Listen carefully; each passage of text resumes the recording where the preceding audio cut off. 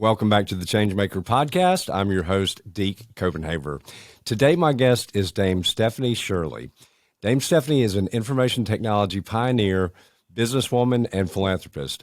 She was born in Dortmund, Germany in September of 1933. She arrived in Britain in July of 1939 at the age of 5 as a kinder transport child refugee.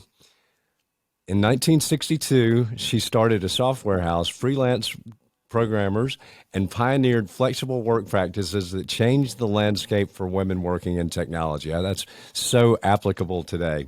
She went on to create a global business and a personal fortune, which she shared with her colleagues, making millionaires of 70 of her staff at no cost to anyone but herself. Since retiring in 1993, and I don't think you're retired, Dame Stephanie's life has been dedicated to venture philanthropy in the fields of IT and autism. Ladies and gentlemen, I give you Dame Stephanie Shirley. Welcome to the Changemaker podcast, hosted by Deke Copenhaver. Deke is the author of The Changemaker, a Forbes publishing book that has reached #1 on Amazon on multiple occasions and in multiple categories like management skills and total quality management. During this podcast, Deke interviews exceptional change-making leaders. Deke currently operates Copenhaver Consulting, where he helps local governments and other public organizations maximize their potential. He's also a sought-after public speaker. We hope that the Changemaker has an impact on you today and that you find takeaways that make you a better leader in your life. Now, here's Deke. Greetings from England. Well, thank you so much for joining me today. And we had a great conversation off air, but I'm looking forward to continuing that on air. But I want to talk to you a little bit about, you have led an absolutely incredible and impactful life, I might add. But you talk about how being separated from your family at such a young age really helped to shape you and your path in life. Well, I think all of us are sort of modeled and grow from what happens to us in our early life. And my early life was very dramatic. And I was separated from my parents for a few years, really. We knew that they were alive, which was something. But I was brought up by foster parents. The impact on that has been enormous, and it's still valid today. Having dealt with that enormous change, I realized that nothing else would compare with that in gravity. And so I approach change now with some reasonable positivity. And I've even learned to sort of like change and realize that I am one of the drivers of change, and that's one of the roles that I can play, even at my advanced years. But also it's made me very conscious of the fact that my life was saved from Nazi Europe. And that gives me something called survivor guilt, or it gave me survivor guilt, which really meant that I needed to justify why I was saved when millions died. And that has left me with a sort of rather priggish, I need to justify each day. I need to make each day worth saving. I don't want to fritter my time away. So I've become quite a serious person, but I'm now very happy because I found that one of the antidotes for depression that follows survivor guilt is compassion. And since I've been learning to give away my money, and you do have to learn how to give it away wisely, I am really a very happy person. I get tired easily, but I'm very happy and I enjoy my life. I've got something to get up for each morning. Yes, ma'am. Well, it's interesting.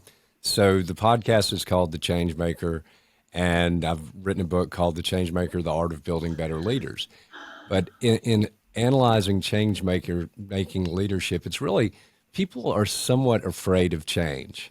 But I think, as you say, if you get used to it and you lean into it, and it's been interesting to me since the pandemic hit, how many people in leadership positions still are clinging to the status quo. And I just feel like there's no such thing as a status quo anymore. Well, everyone, I think, is discussing what the post-pandemic world is going to look like. And some of the environmental issues force you to think long term. It's no use just thinking, what am I going to do tomorrow? What is going to happen to the world next year? Well, it's interesting too. You talk about how your life was sort of shaped by your childhood. Mm-hmm. And I think change-making leadership, a lot of it's about constant introspection. So when I wrote my book, I started thinking, and we talked about diversity and inclusion before coming on there, which has always been extremely important to me. But I think the way I developed into being such an inclusive person, I was born in Montreal, Canada, and moved to the Deep South here in the U.S. when I was 4 years old. And I was painfully shy. I couldn't even go to birthday parties. And I had this thick Canadian accent. And I tell people I've always remembered what it feels like to feel like an outsider. So I've always wanted to make people feel included and comfortable. But that's a very gentle form of discrimination that you sensed in society at that time. Mm-hmm. It's wonderful that it's given you this feeling of togetherness with others who are suffering from discrimination. I think in my case, I'm Jewish, and it was not a good time to be Jewish in Germany at that time, 1933, when I was born. But also, when I got, as a child, it was all right. When I got to adulthood, I really realized that women were, at that time, second-class citizens. There were things that we couldn't do legally. We couldn't take part in most financial transactions, couldn't take a mortgage, couldn't hire a car, take out a hire purchase agreement, couldn't work on the London Stock Exchange. All these things were actually closed.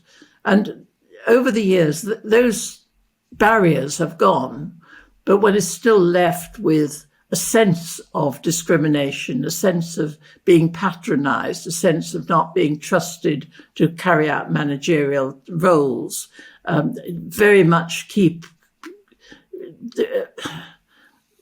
just discouragement from the men who are the main leaders.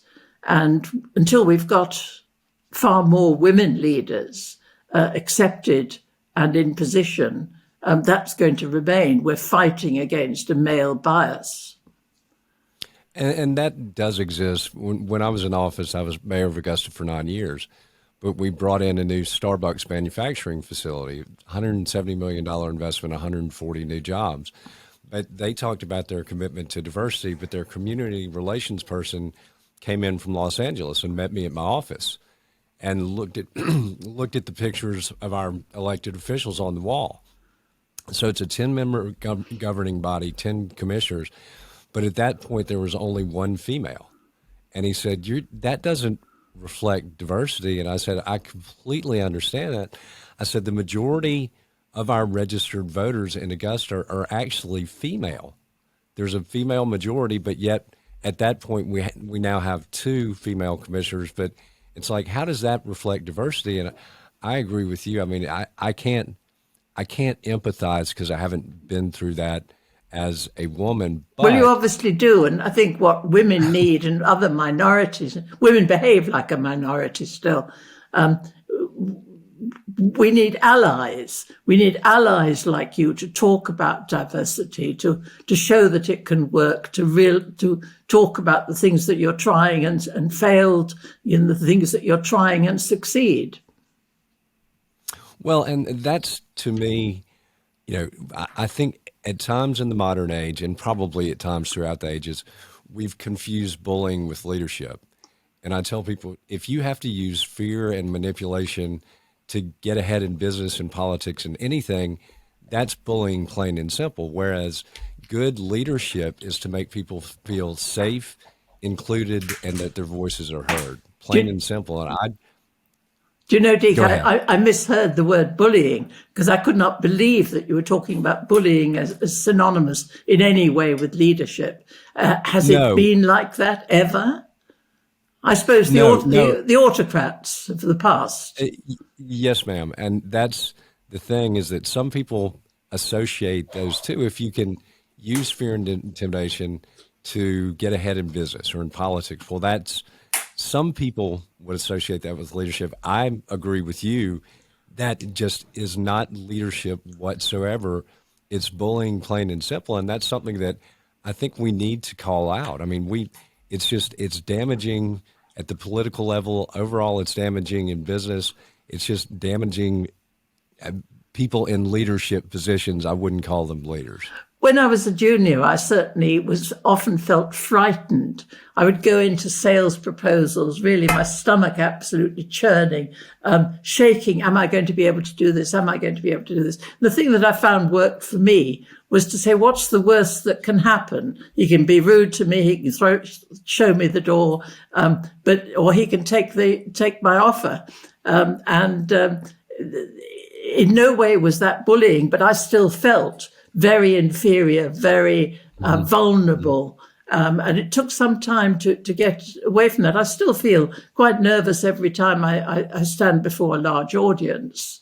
I mean, when I spoke for TED, I'd got an audience of thousands, and I must say I was scared. I'm sure, but I think that's part of change making leadership too. Is what, before I ran for office, people said, "Why do you want to get involved in all that?" And I said, well, if nobody tries to change it, it's never going to change. But talk to me about, so in a male dominated field in the early 60s, you started your business. What an act of courage, and I might add a leap of faith for sure. It had to have been. There had to have been some fear involved there. Well, I think some people thought it was very foolish, and frankly, they laughed at me. They laughed at me because I was talking about setting up a software house, an organization selling tailor-made software. And at that time, software was given away free with the hardware. So in no way can you have a business selling software. But the other reason they laughed, of course, was that they were not used to women in business at all. And the thought of a woman-led business employing predominantly women with positive discrimination, which wouldn't be allowed today, of course. But we did deliberately go out to appoint and promote and train and enjoy the work of the first 300 staff. 297 were women. So we've really practiced what we preach. I absolutely love that. And I think that's what I share with young people is when you take a leap of faith, there's always going to be people that tell you you're crazy, that laugh at you. And they might be some of the people closest to you. It might be family members or friends, but you can't let fear overcome you. And I mean, you are such an inspiration, what you were able to do. I mean, particularly given the time. Oh, yes. I mean, today it would be considered fairly routine, though young women today still complain about being patronized, being ignored, being made to feel inferior, being talked over, all these things. But one of the things I talk about for young people thinking about going into the workplace is that to go for a job that does slightly scare you, that gives that frisson of fear, or is it excitement? Because that's the job that will challenge you, that will provide a career path for you, not one that I can do that standing on my head. Well, it's interesting, and we talked a little bit about cross-generational leadership before coming on air. And I've often said, and I do want to get into ageism, and it goes every way. But for years, I'd be on boards of directors, and people would say, how do we engage millennials? And now it's Gen Z. And I would look at them and I'd say, there's not anybody under 40 sitting in this room. And I said, that would be like a bunch of wealthy white guys sitting in a room saying, how do we address racial issues? I'm like, in order to address their issues and to engage them, they have to have a seat at the table.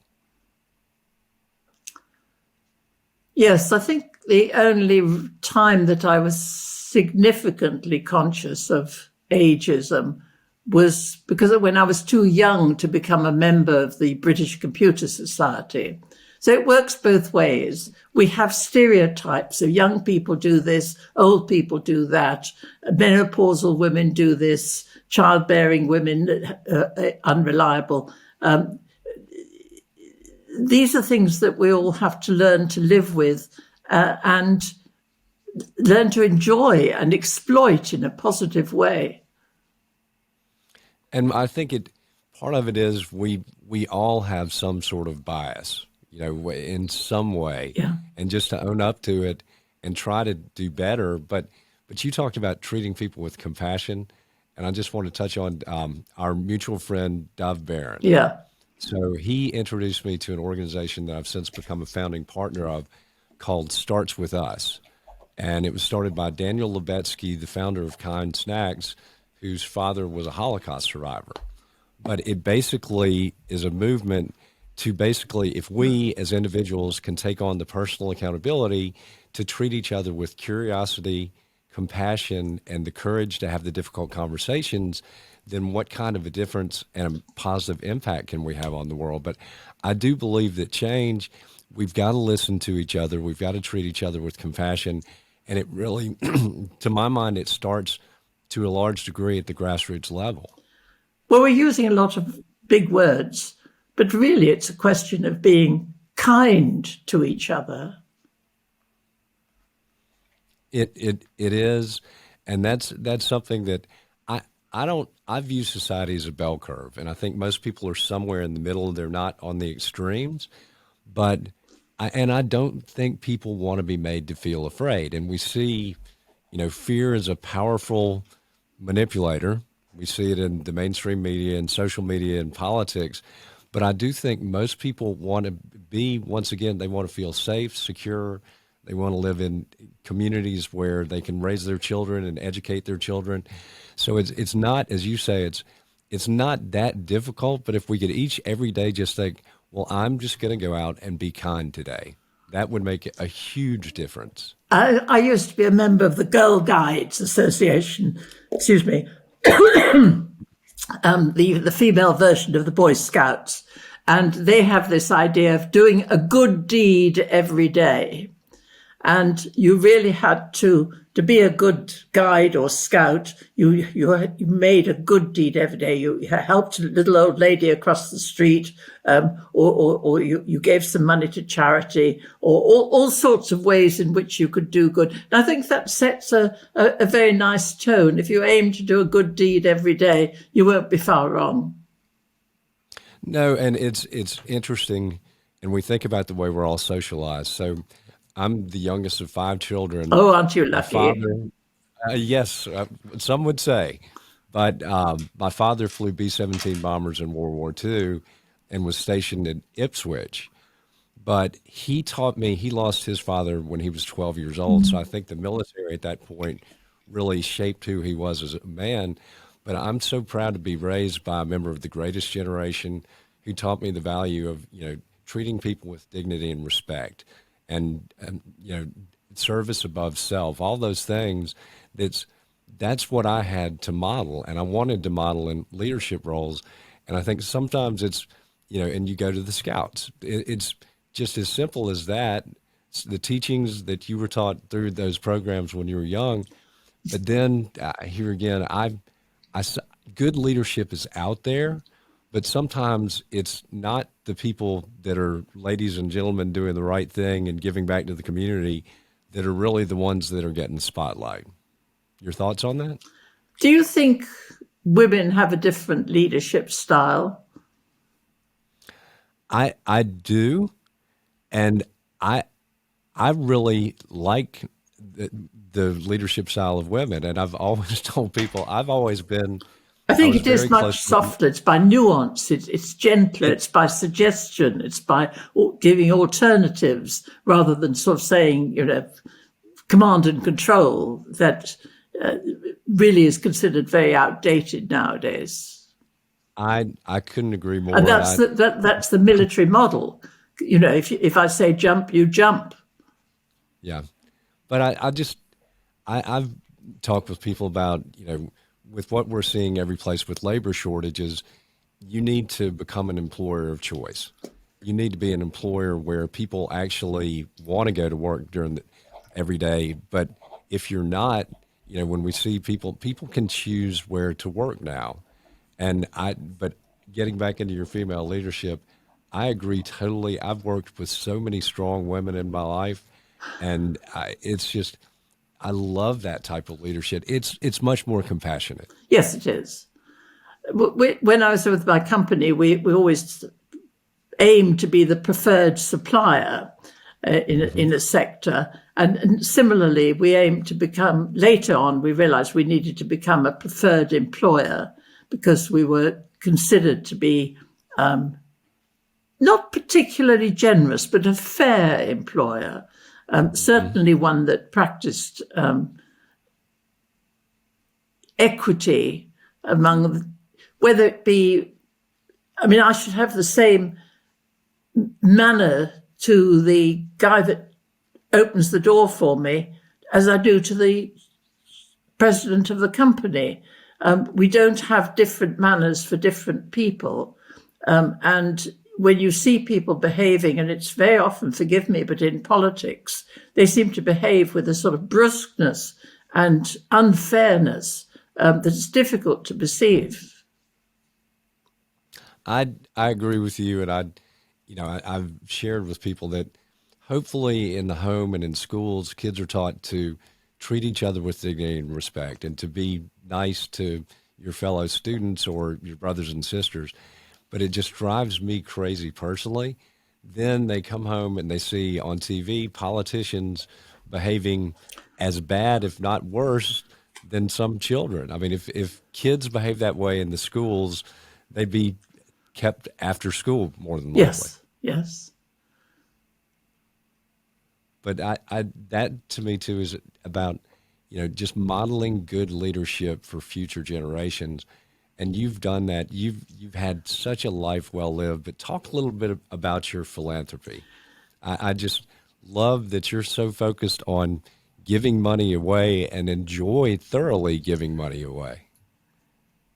It took a long time to get out of poverty, but eventually one does, and you're tied up in a business making more and more, not money for yourself, but although your salary does go up over the years, and you create a capital asset in this organization that is about, what do I do with this? What I started it, yes, but most other people made it work, and so you started a sort of share scheme that it's profit sharing, bonuses at the end of every 6 months, profit sharing. Then eventually you realize that the staff should own the company as well, so that not only do they help take it through the bad times, but they benefit from the good times.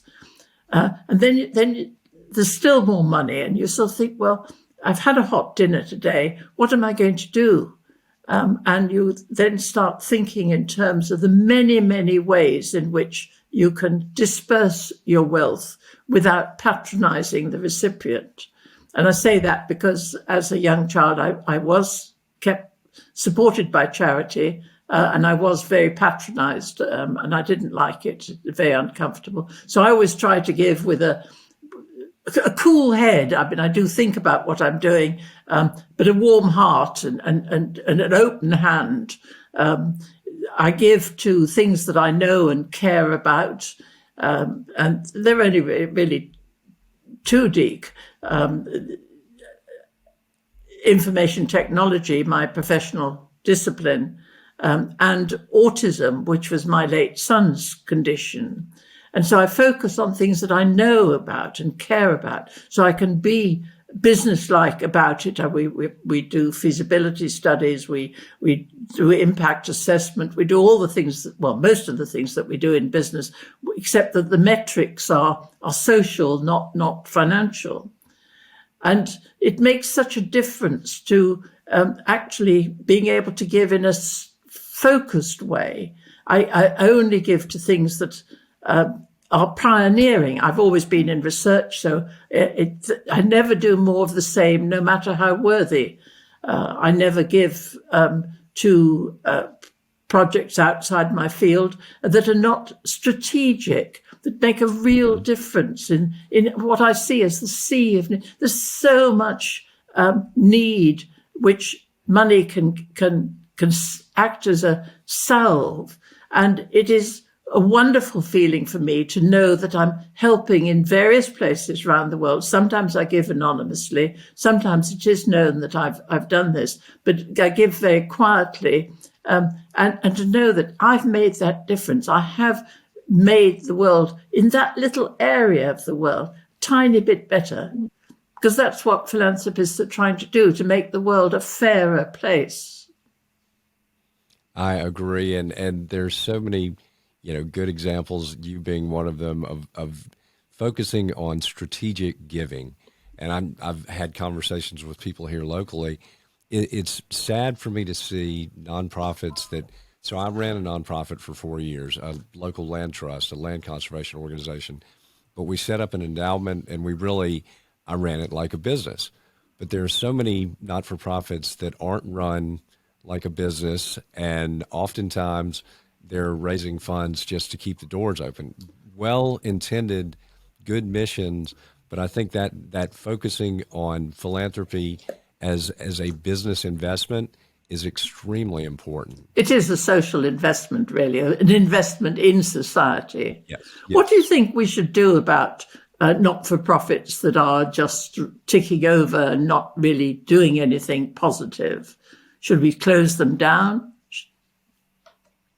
I think that's an interesting question, because what I've seen here locally, and it's not, I'm sure, just Augusta is not the only place like this, but not-for-profits can be very territorial. And while I was in office, I'd have somebody come to me and say, well, I've got a great idea to start another not-for-profit. And I'd say, well, are you aware of the 4 that are already there serving this need in our community? Why don't you just partner It's the with them? same the world over. It is, but I think a lot of it's control issues. I want mine. And to me, at the end of the day, the not-for-profits are there to serve the people.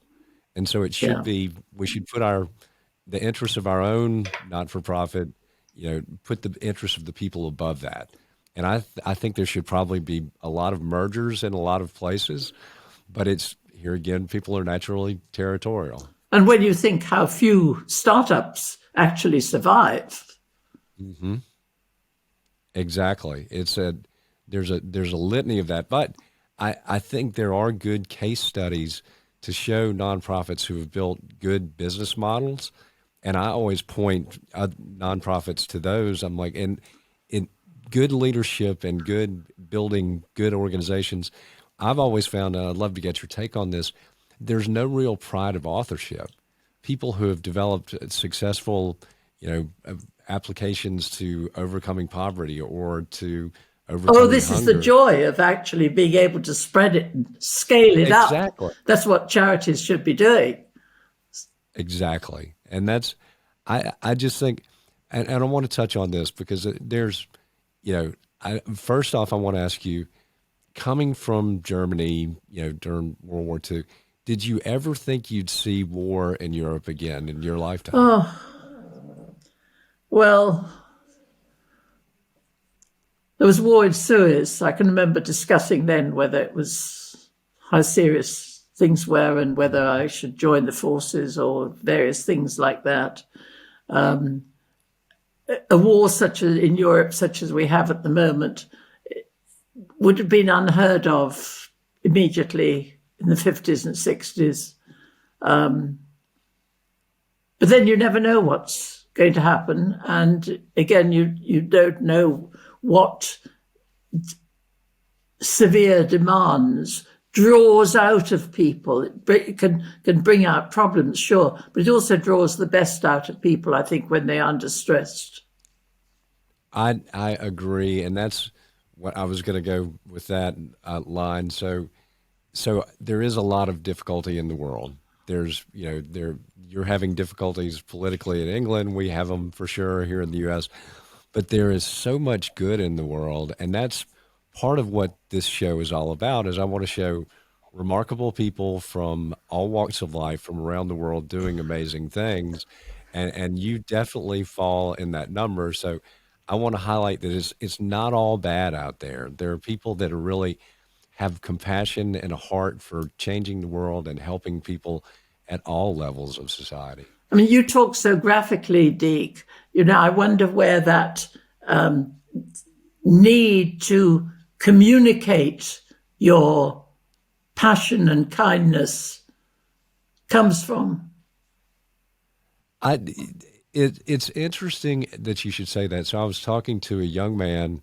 He's 23 years old, and he's the CEO of a nonprofit called Bridge USA. And they're bringing students together to have from different political ideologies to have productive conversations on how they can, change the future of our nation. There's also a Bridge Europe and a Bridge Africa now. So that's inspiring to me. But he said, you've been bridge building the majority of your adult life. How do you stay so passionate about it? But he had told me, I was telling him about, I spoke at the University of Texas, El Paso a number of years ago to their Student Engagement and Leadership Center. And he said, oh, yeah, we've got a chapter there now. And the young man's name is Manu Beal. I said, Manu, I actually found out about Bridge USA in 2020 before I went out there and suggested that they form a chapter. Isn't that I said, interesting? so now, yes. 3 years later, but I think that's what you're not always going to see the fruits of the seeds you plant.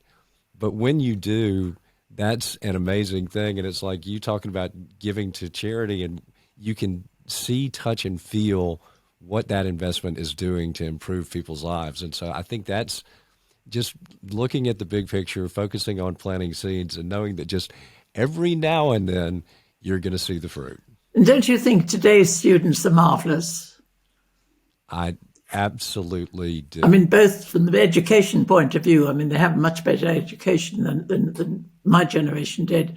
But in the way in which they think, the way in which they think globally, the way in which they've picked up some of the environmental issues, and for that matter, things like Black Lives Matter. These are campaigns that are really driven by young people. They are. I was reading some analysis on the midterm elections here, and really a major impact was the youth vote turnout. But I also thought it was interesting. So they went to the Democratic side this time because they rejected Trumpism and many other things. But it said they're not tethered to one party or the other. They're focused on the issues. But the young man that I was telling you about a minute ago, I said, it's going to be your generation that changes this nation. And I think it's going to be that generation that changes every nation because they're so connected. And you're right. I mean, they want to make a difference in the world, and they're passionate about it. So I've told Manu, I'm like, I'm just here to be your mentor, whatever you need me to do. I was 37 years old when I ran for office. Everybody said that there was no way I was going to win. So I've been in your situation, but I want to do anything I can to help your generation really make a positive change here. And do you find that they listen positively? I do. But what I've been told by so many of them, and you went to it earlier, is that oftentimes when they speak with their elders, whatever you want to call us, they feel talked over and not talked to.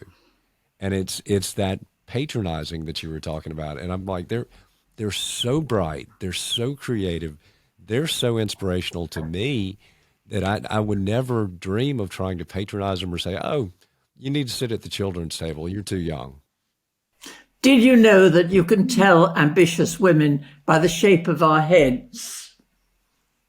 I did not know that. They are flat on top from being patted patronizingly.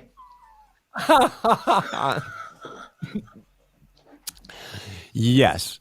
Well, you said that your life had shaped you to be somewhat serious. Yes. You've got a wonderful sense of humor, for sure. Thank you. I'm a very happy person. Well, It shows, and it's such a pleasure to make your acquaintance. But as we move down towards the end, couple questions. What do you want your legacy to be in this world? Well, I have thought about this. As one gets older, one tends to think in terms of what's going to be on my tombstone, what's my legacy. And I used to think it would be my company, which is a very special company, finished up co-ownership and so on, high quality stuff, really lovely. I love it dearly. But now I've moved. I think my legacy is going to be my charities. That one of those in particular is going to be here in 50 years' time. The others, I hope they will be, but wouldn't sign up on it. The sheer excitement of starting something that is going to be there in 50, 100 years' time gives me enormous pleasure. My head swells when I think, yes, this one is really something significant. It's going to be helping people with autism for many, many years to come. And that gives me a tremendous kick. Well, I am going to get to my two final questions, but I did want to tell you, so my nephew just got engaged and is getting married outside of Dublin next June. So I will be coming to your neck of the woods, and I would love to be able to connect and just break bread or whatever, because you are just an amazing, amazing lady. I would love to do that, Dave. Well, we will make that happen. But my final question is, what on a daily basis puts a smile on your face and brings joy to your heart? Well, when I give a speech in person and I get not a standing ovation, but real feedback from the audience and an understanding of what I've been trying to express, that really gives me a tremendous kick. Unfortunately, with Zoom, however marvelous it is, I don't get that feedback. Interestingly, I do get it with you, but it's not. You have to really think about how to make relationships over the web.